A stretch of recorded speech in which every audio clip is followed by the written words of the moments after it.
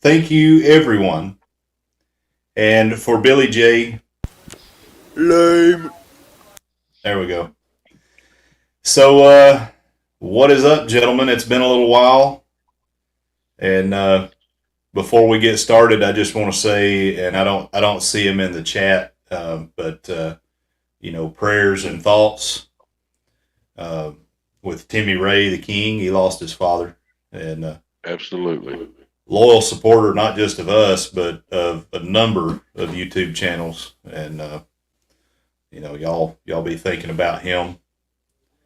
He's a good guy. He's a good guy.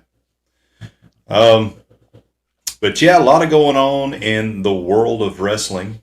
So it seems like there's been some change in Saudi Arabia and their standoff with Syria. So Sami Zayn has now traveled to Saudi Arabia. So that's an interesting development. I think the Sauds are trying to become more like UAE, and I mean, like they need any more money, but anyway. So yeah, Night of Champions. I'm not real sure what happened there. I don't really tune in to any of the Saudi Arabia goings-ons. I watched the first couple of events they had over there, and I mean, they really don't. They're not going to put anybody over on that show ever. The most they ever did was let Braun win the Royal Rumble that time, or the greatest Royal Rumble. Yes. Yeah. So, and the greatest thing about that Royal Rumble was with Titus O'Neil tripping down the ramp. That was awesome. Yeah. But what do you guys think about the new belt in WWE? I like it. I like the design. Yeah, I like the design. I'm wondering what they're going to do with the storyline now.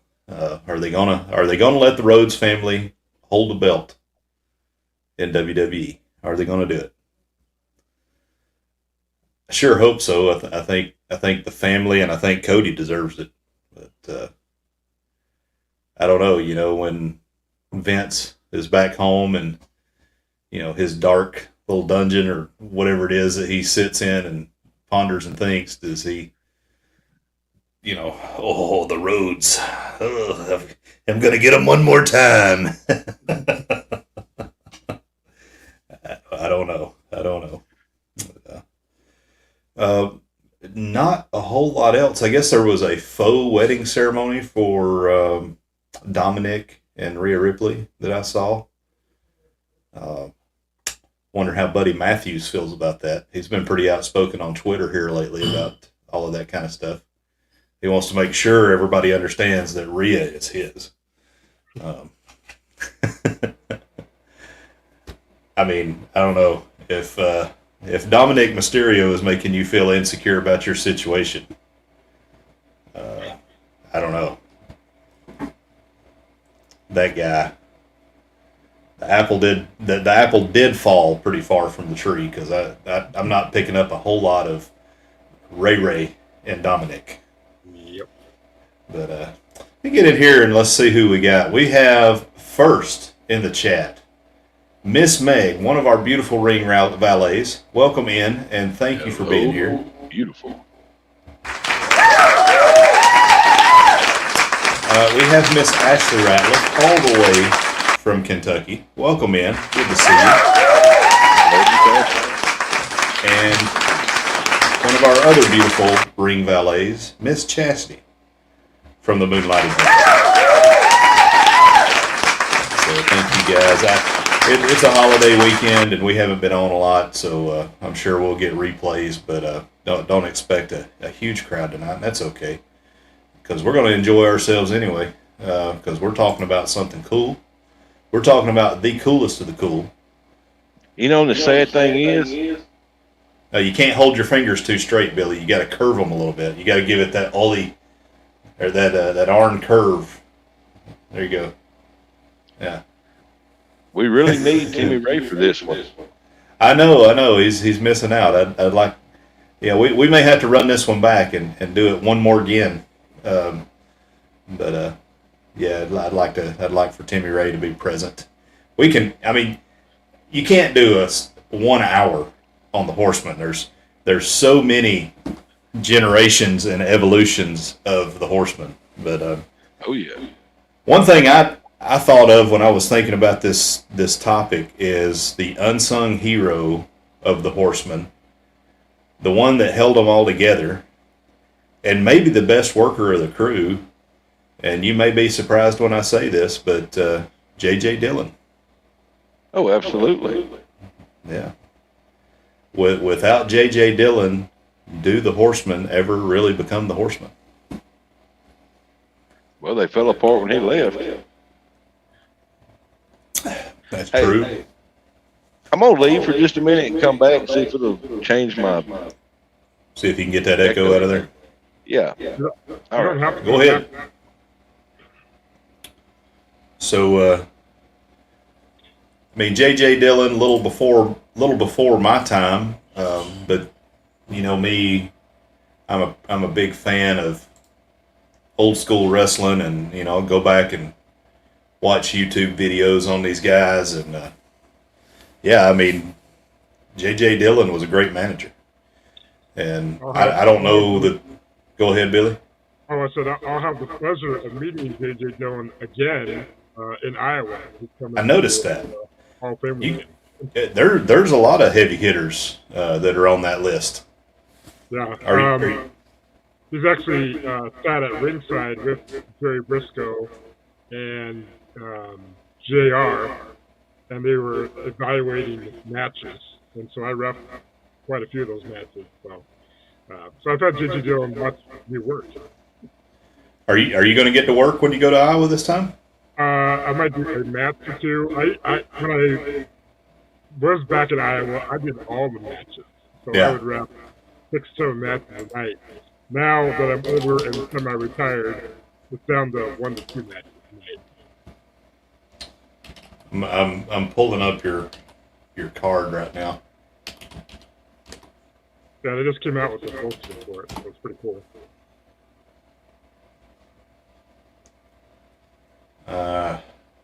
No. Impact Pro, not Impact Wrestling. Impact Pro. Or the George Tragos Luthez Hall of Fame weekend.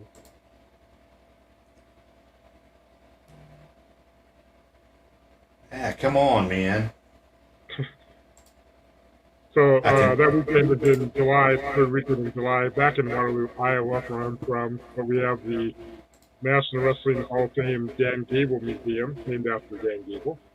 And they have mostly it's amateur wrestling. They do have a pro wrestling wing to that. And every year we do a fundraiser. And this is the Hall of Fame weekend. They give away awards.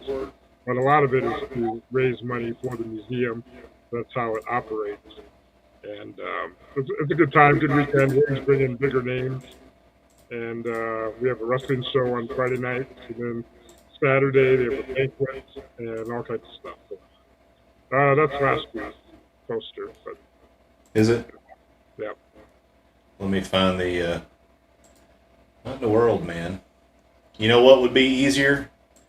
Let's go on the old Book of Faces and pull up old Captain Billy J.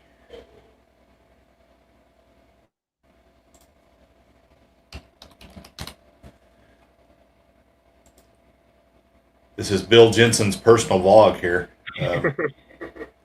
That's not where it's posted, is it? No, it's on my regular bill. All right, I'm not gonna put your business out there, Billy. You know the referee Billy J. Facebook, you'll see it on there. Yeah. Let me find it. Is Mr. Paul back on? Nope. Nope. I hope we didn't lose him. It's kind of nice, actually. So I just here's a spoiler alert for you because I just happened to flip over here and see this, but your initial holder of the new heavyweight championship belt, Seth frickin' Rollins. Oh yeah, I'll take that. works for me. Yeah, I'll take that. I like Seth. And looky there, we've got Rob from Cruising on the High Seas, and he says, "Can you smell what the Rob is cooking?" Is that what we're? That's what we're looking at. Can you smell what the Rob is cooking? Let's see here. Now let's share this screen. Now. Yep, It's too small. I hear that all the time. It is that small. I'm going to give it the full screen layout. There you go. There you go. So, J.J. Dillon. Yep, at the top, and then Jay Briscoe, Joe Malenko, who's the brother of Dean Malenko, I think. And then Wes Briscoe, the son of Jerry Briscoe. Oh boy, you get to see Boom Boom Colt Cabana. Yep, again. Marty Jannetty's going to be there. The Barbarian. See, right there is who I'm excited about, right in the middle. Mr. Dan Gable. Yep. A lot of the wrestlers look up to Dan Gable. I mean, a lot of the pro wrestlers look up to Dan Gable. I have no idea who Sin Bodie is. He was, I mean, he's not a big wrestler, but he's been around for a while. Yeah. He does that pivotal wrestling. Tommy Wildfire Rich. JBL. I'm just not a JBL fan, man. JBL. He did his great job. He did a great job as a heel because I still can't stand to look at it. No. Baron von Raschke, that's fantastic. Les Thatcher, Bill DeMott, Thunderbolt Patterson, Ken Patera. I'd like to see what kind of shape he's in. I bet he's probably in a wheelchair. I bet. Yep. Haku. Yeah. So these guys are going to be in the ring? Is that? They'll be part of the weekend. Sometimes they do like a legend lumberjack match. Yeah. Where the legends will be on the outside, and there'll be like a match going on, and they get involved sometimes. I've seen the Baron von Raschke put the claw on a few people. Yeah, because I mean, Jerry could probably still throw down if he had to. Oh, yeah. But not very long. You wouldn't want him in there getting after it too long. There's Paul. Paul's back. Hey, Paul. Howdy. And we're just talking about Billy's La Familia over in Impact Pro Wrestling and their inductions, and that Mr. J.J. Dillon's going to be part of that. Hey, cool. Yeah. A lot of big names going to be part of that event. I wouldn't mind making the trip myself. Yeah, it gets bigger and bigger every year. That's what happens Really with wasn't me. going to be there. I would book a ticket tomorrow. Yeah, Chastity keeps telling me I keep getting bigger and bigger around the waist every year. Yeah, Paul wants to go out there and see Marty Jannetty. Not exactly. I'll tell you, I would be. I mean, there's a lot of guys here I'd want to go see. Baron von Raschke, but again, Dan Gable's a big one for me. J.J. Dillon, Jerry Briscoe, Ken Patera, Thunderbolt Patterson. Mr. Olympian. Yeah, I was telling Billy, I bet Ken Patera he's probably not in very great shape. It wasn't the last time I saw him on an interview. Yeah, I mean, his knees and everything is bad a shape as they're in. So got a little off topic for a minute there. It's okay though. So it's going to show you. So this is Virginia Championship Wrestling, and me and the wonderful valet Miss Chastity. We may be going to visit VCW for this little pro wrestling panel talk Q&A. So go and bring the cameras in and do a little coverage for the World Wrestling Vlog at VCW. Billy, what And weekend then- is that? That is June 2nd. Next weekend. Yeah, next weekend. And be followed on June 3rd by some wrestling here. So Okay, They're and going the from, NWA like- thing is July. these guys, Right. sorry. Yeah. Almost a little more than a month after. Yeah. These guys are going to go from 2:00 in the afternoon. They're doing a matinee mayhem, and all the way. Then they start their second half primetime pandemonium.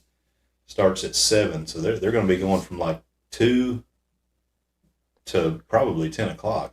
And Mike Jordan's there, referee.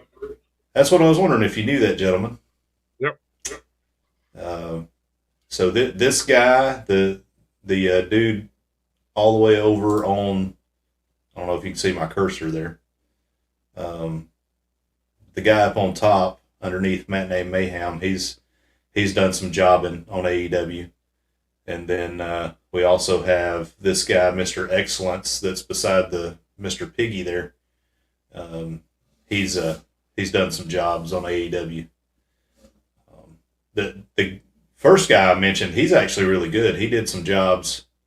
Am I still sharing the screen? Yes. Yeah. Okay. Yeah, he did some jobs when AEW was in Norfolk. And he's actually solid. That dude's pretty good. I was impressed with him. But all right, enough of that. On to what we came here for: the Horsemen. So, Paul. Yes, sir. You were telling me that we were talking a little bit about Mr. J.J. Dillon, Yes, sir. and I don't know that the Horsemen get over without J.J. Probably not. Not as Because good. he played the character of the not just manager, but business manager, and kind of like Paul Ellering with the Road Warriors. Yeah, and I mean he was really good at what he did and understood what the Horsemen should and needed to be as a manager. And but I mean that first edition of the Horsemen for me it was the best. Tully and Arn. Ole and Rick and JJ. My dog just banged the door over here. But yeah, Rick and Tully, and where did that start, Paul? I know you're itching. Well, that started. Arn Anderson came up with that in an interview he was giving. He called themselves the Four Horsemen. They had wrestled an 8-man tag against. I don't even remember who all it was. I think Dusty may have been involved with it, and of course they won. And Arn just, I don't know if it was scripted or what, came out and called them the Four Horsemen, and it stuck. So you're correct on all accounts, but it started in Jim Crockett Promotions. Yes, Right. sir. And Absolutely. yeah. So the Horseman that the nation saw was not really the Horseman. I mean, it was, but it wasn't the original Horseman. And if Wikipedia is to be believed, it happened right after they tried to break Dusty's leg in the Omni. Good times. Yeah. And I always loved the Horsemen. Always loved them. I can remember in high school giving a good woo going down the halls and throwing up the four fingers. That was cool long before this was cool. And this was cool. But it's not cool when the Bullet Club does it. I'm really over, man. The Plagiarism Club is what they should be called. But then the second iteration of the Horsemen introduces Luger and Wyndham. Yeah, well, there were the five horsemen for a while there. Luger And was was an that? associate member before they kicked Ole out. Yeah. And they kicked Ole out and became the four horsemen again. Ole just wasn't the worker that the rest of those guys were. I mean, he just, not for lack of trying, but he just wasn't physically as able. Well, that and never mind, this is a family oriented show. I can't tell you the truth, but Ole really just didn't give a, you know what? Frankly, my dear. He didn't need to. Yeah. Oh, he's making his money booking. On both ends. Yeah. I mean,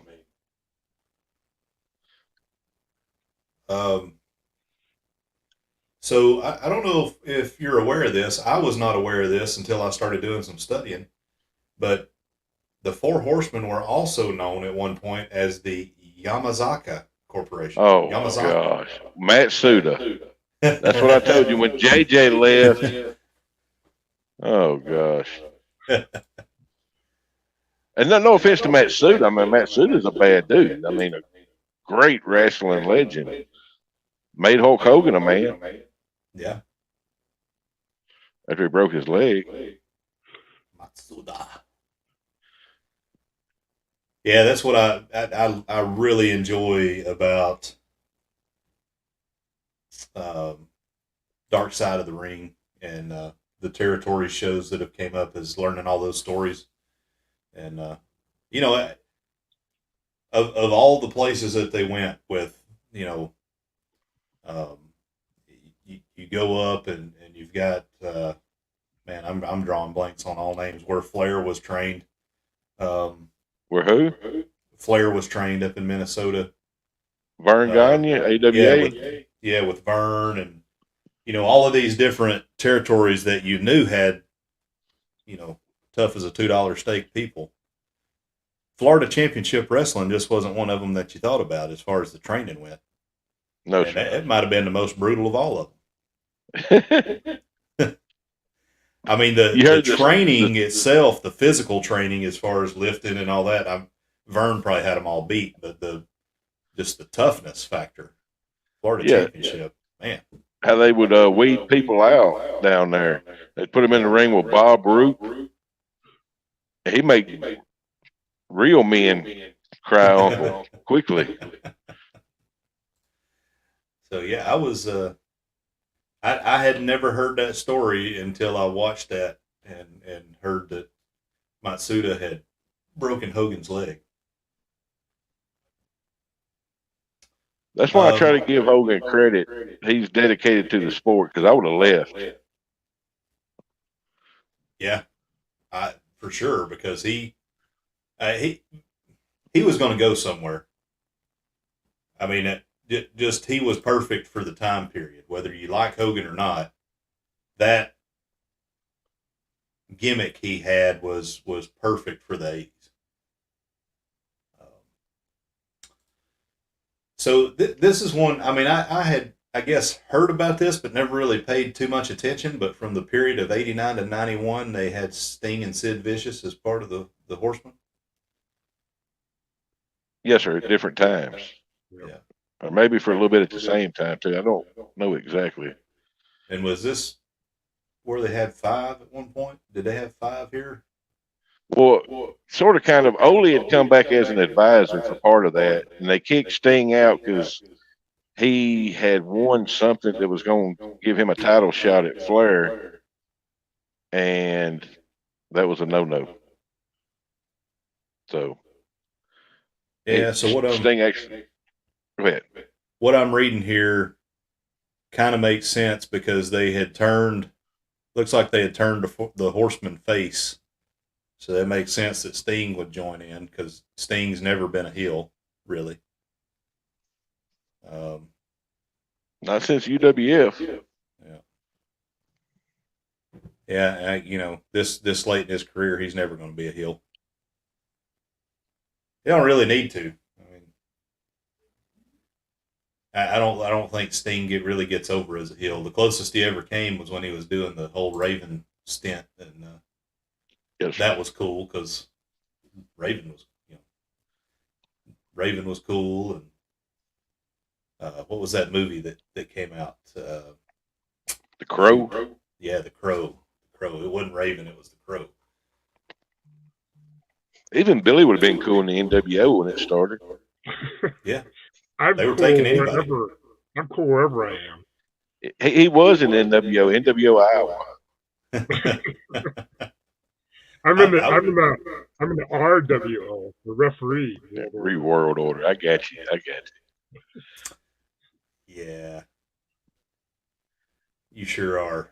You're in the OFWO as well.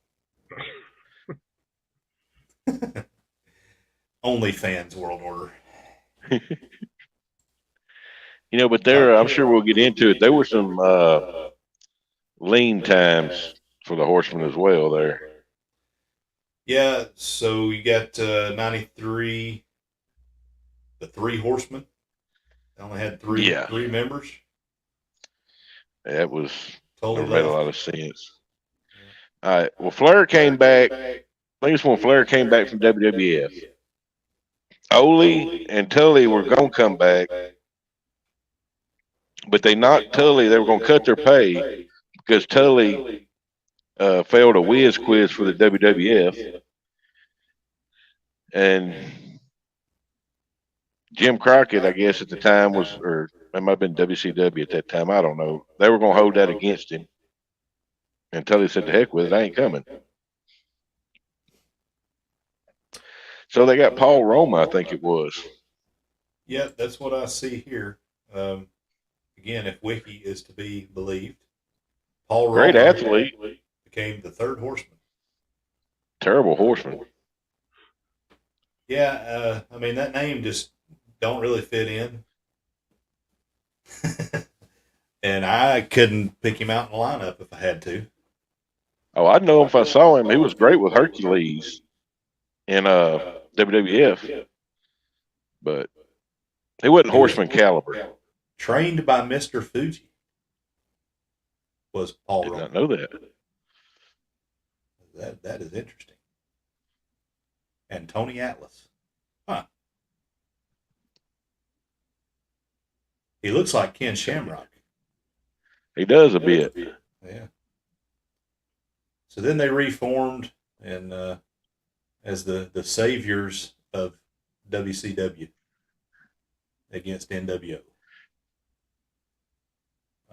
And that's kind of that's the Horseman I guess I'm most familiar with was the Mongo McMichael, Flair, Arn, and Kevin Green. I remember all that, and then when they had their final run, or the Malenko and Benoit years. Yes, sir. And that those were not bad. They weren't terrible, in my opinion. I mean, did it hold up to the Horsemen of the '80s? No, but I think Malenko and I think that Malenko and Malenko and Benoit were both good horsemen. Yes, sir. Pound for pound, that's I give that number 2 on formations of it. I was always a fan of Malenko and Benoit. Absolutely. Some of the greatest matches I've ever seen were those two going at it. Their only knock against them was their size. Yeah. But talent-wise, they was as good as anybody. They were about a decade and a half too late. True. They would have been perfect in today's. I mean, those guys would have fit right in AEW, and would have been top guys.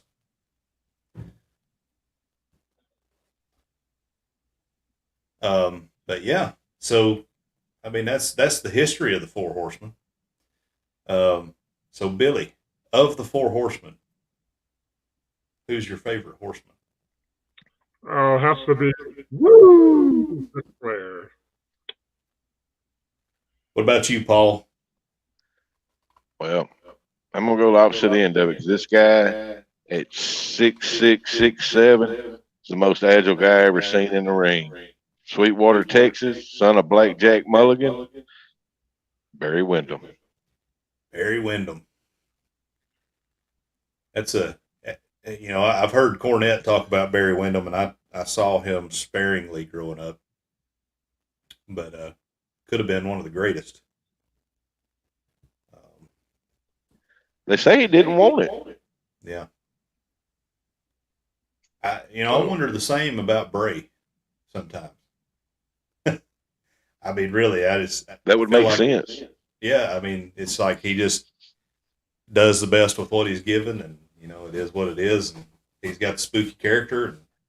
And I don't know, because sometimes I watch him doing that, and I feel like he's half-hearted doing it. We know when Barry. Sorry, go ahead. No, you're good. Go ahead. When Barry was really being considered for the NWA, now I don't know this, it's just stories I've pieced together from people at the time. At that time, the NWA World Champion was still a world champion. I mean, he was on the road, country to country, like 300-something days a year. And they just said Barry didn't want that. Blaine's in the house. He says, "Hey, yo, chico. What's up? Hey, You all know my name, but you don't know why I'm here." Yeah, man. You know who I am, man. Chico. So I saw something on Facebook earlier today that made me feel really old. 27 years ago, the NWO, or the Outsiders, invaded Monday Nitro. Oh my gosh. I was a senior in high school. No, I wasn't. I'd already, yeah. Or I think just graduated. I was a sophomore, maybe junior. Billy was in 6th grade. That's like 8th or 9th grade, I think. Yeah.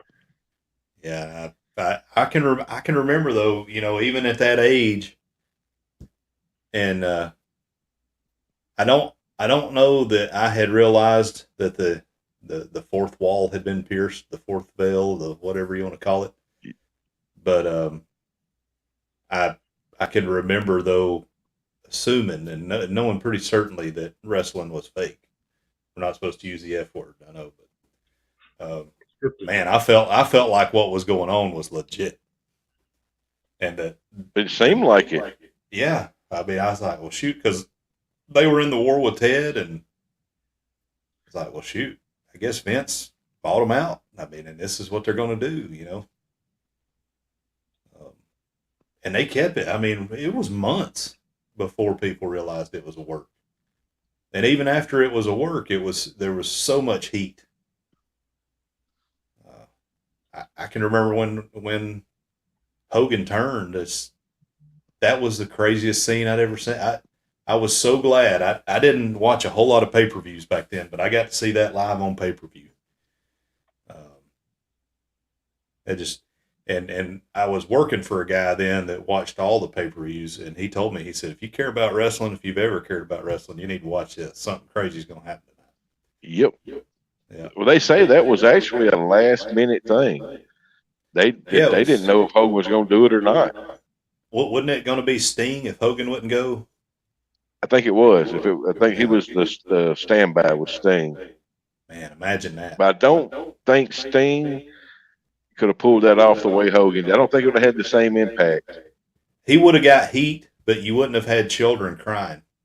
No, and it wouldn't have been as worldwide of an impact, I don't think. His greatest thing was he was still kind of, WCW was still kind of regional, if you will, sort of, kind of. Yeah, I mean, it was everybody in the South watched WCW, and everybody watched WWF, but it was that good old boys wrestling down there, TBS, 605, and then you got, listen here, man, we're taking it over, man. And let's give some more credit that's due on that, the announcers. How they played that, like they didn't have a clue the whole time. Yeah. Which they might not have. I don't know. But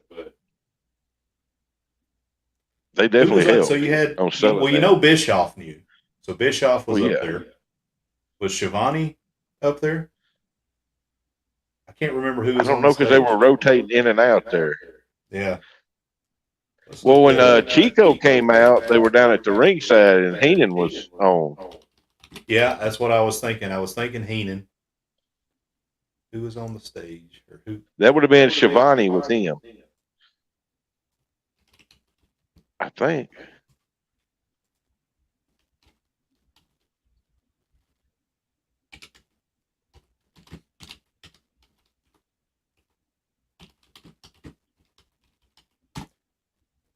Let's see. Zabisco? No, no.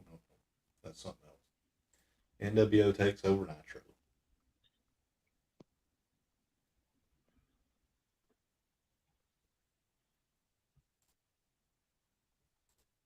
Man, these freaking ads. Where the big boys play. Chico.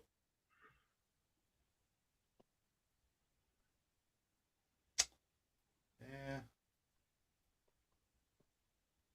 I forgot that they that they pulled down the Nitro signs. Man.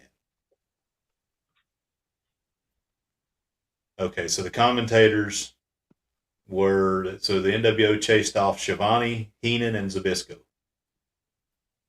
Okay. Yeah, I thought Bischoff was up there because it wasn't known that Bischoff was part of it until later on. Right. I mean, it wasn't initially. I thought he was acting like he was shocked by the whole thing too.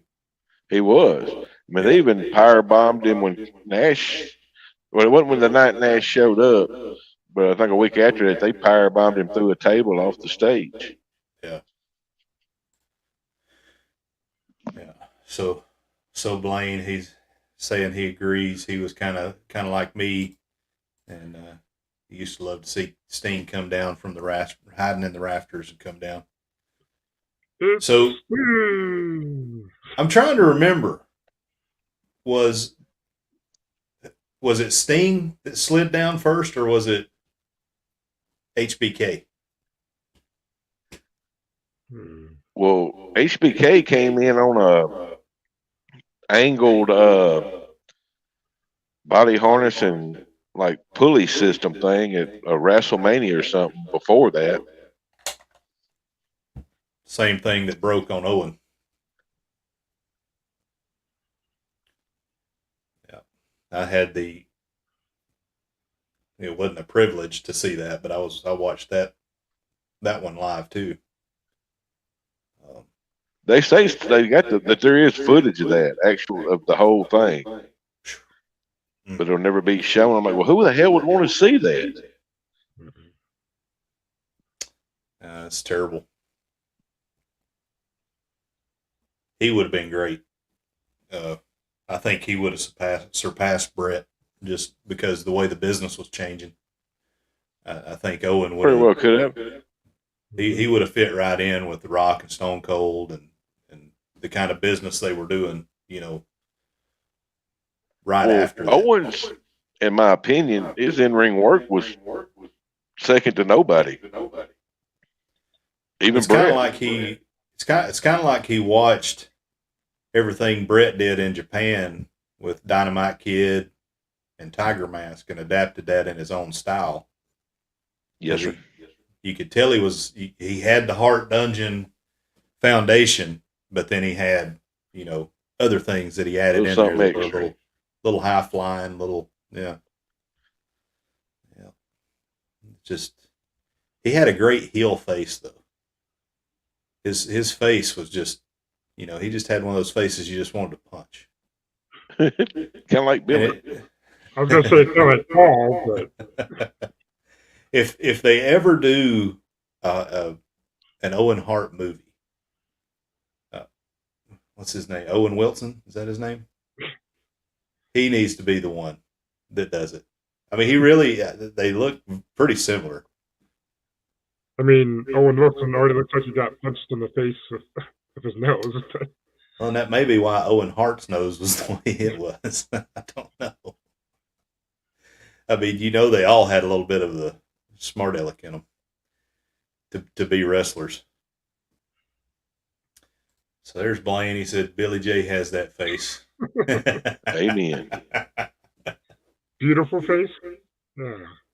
Well, that's why he peddles feet pics on OnlyFans. I don't show my face in those. Hey, so Billy, on one of your live streams, you should give away free subscriptions. No, I need views. I want to scare people away.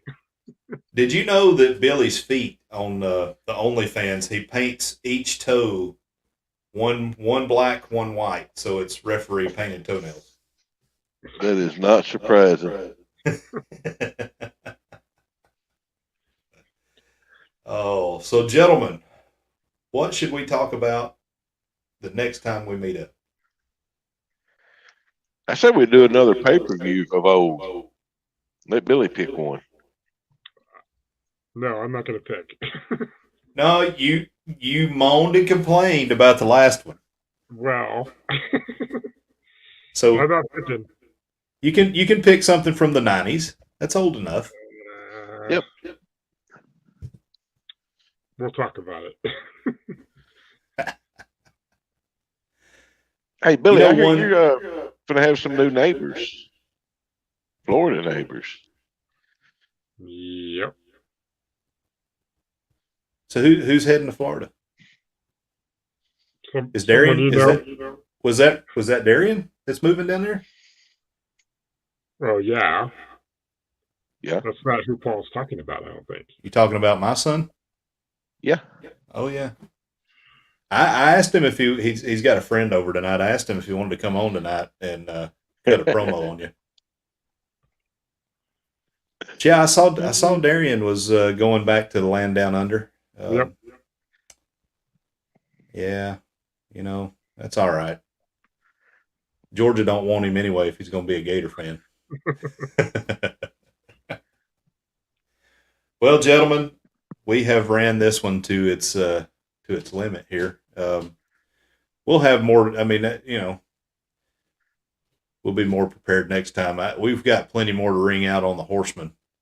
But I'll tell you what, Billy, you have to come up with the next one. But I'm going to give us one for that we can study for our next one. I want to make sure I get the name right. Hang on.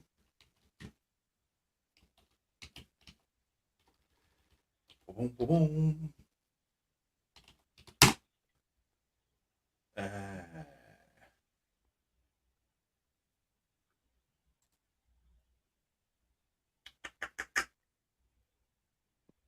No.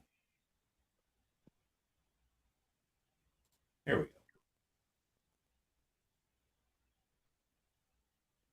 Nope, not that one.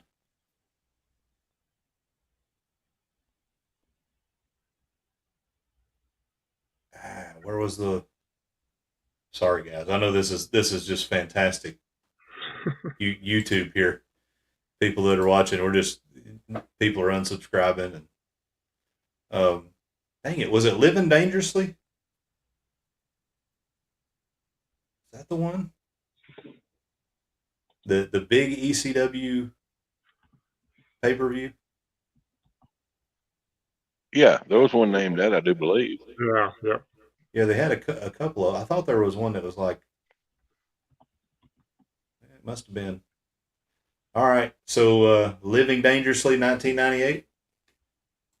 Let me make sure this is the right one. Oh yeah. Well, no, maybe not. Oh. I like the one where they broke the ring and still wrestled. They just set up caution tape. Yeah. The one I'm talking about is RVD and Sabu. That was a heck of a match. Was it Guilty as Charged?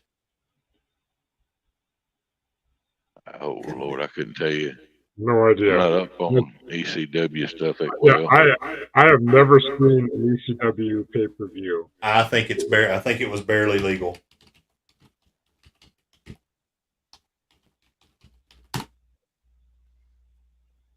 I'm pretty sure this is the one. I know this is riveting. It's going to be worth it though. Well, maybe not. All right. So barely legal 97. That's the one we're going to watch. Sound good? Sounds good to me. You got Barely legal 97. Louis Spicoli versus Balls Mahoney. Got the full-blooded Italians versus Chris Chetty and JT Smith. We got Barely the legal Eliminators 97. versus the Dudley Boys. The Great Sasaki, Grand Hamada, and Masato Yakashiji versus the Blue World Order. Shane Douglas versus Pitbull number 2. We've got Taz with Bill Alfonso as manager, wrestling Sabu. And then we have Terry Funk, the Sandman, and Stevie Richards with the rest of the BWO beside him. And then the main event is Terry Funk and Raven.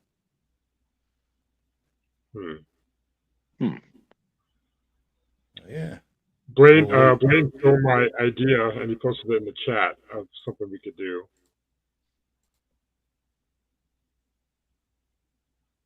This one? Yep. Yeah, that's a good one. Especially off of the crap that Meltzer is a part of now, the PWI Hall of Fame or whatever. Yeah, we need to take notes. That's a good one. Yeah, and Dylan had mentioned something about sometime doing like Mount Rushmore kind of thing for each of us and defending our position. I think that would be a good one. We need to reach out to we need to reach out to Timmy, make sure he knows we're back and kicking. And so everybody, keep Timmy Ray in your minds, your thoughts, your prayers. Billy, what do you have going on this week, my friend? Well, I was live earlier today. I reviewed my trip to Fort Worth, Texas that I won with the PBR World Finals. So if you missed the live, check out the replay. Otherwise, I put out a vlog yesterday of my travel day to Fort Worth, Texas. So check that out. I have more vlogs coming out Fort Worth, Texas in the next couple weeks. And that's all I got going on.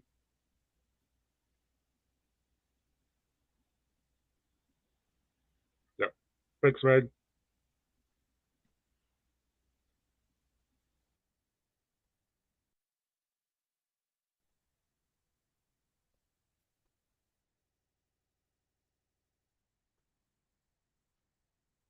I just lost all audio. I don't know if people can hear me or not.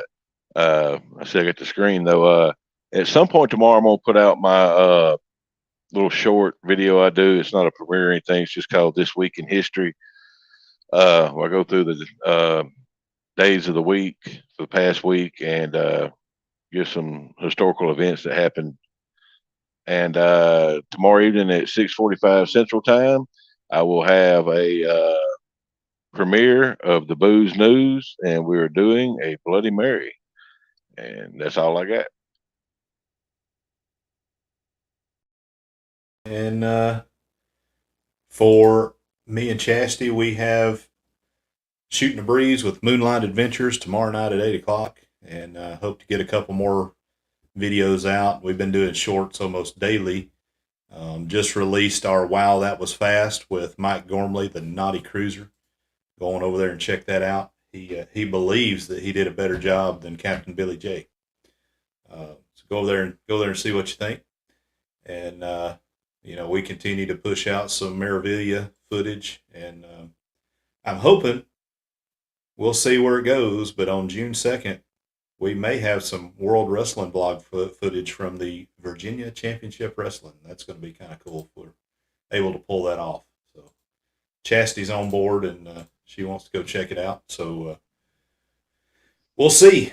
But thank you guys so much. Thanks everyone for coming in and bearing with us. Next week, Barely Legal 97. We'll talk about that. Everybody good? Everybody going to be around for next week? Barely Yes, Legal sir. 97. And then the Yes, week sir. following that, we will we'll hit up Blaine's recommendation here. I think that's a good one. Who should and who's in the Hall of Fame and who that should not be in the Hall of Fame. And somewhere along the line, we need to make sure that we. Whoa, wait a minute. Spaceman Dudley, he wants to know, welcome in, Spaceman. Is it true that Blaine was once one of the Doinks? It's a possibility. Doink was a hooker. He could go. One of the Doinks was. I don't know about all of them. Yeah, I refed one of the It's joints. about Matt Bourne. Yeah. Yep. But yeah, guys. So we'll do that, and then Billy. That gives Billy almost 3 weeks to come up with something that we're going to talk about. So we can review best referees of all time. If you want to do that, that's okay. I would just be on the list. I don't know. It'd be a short show. Oh, but thanks everyone for coming in. We will see you guys next week. Thank World you. Wrestling Blog. We're out.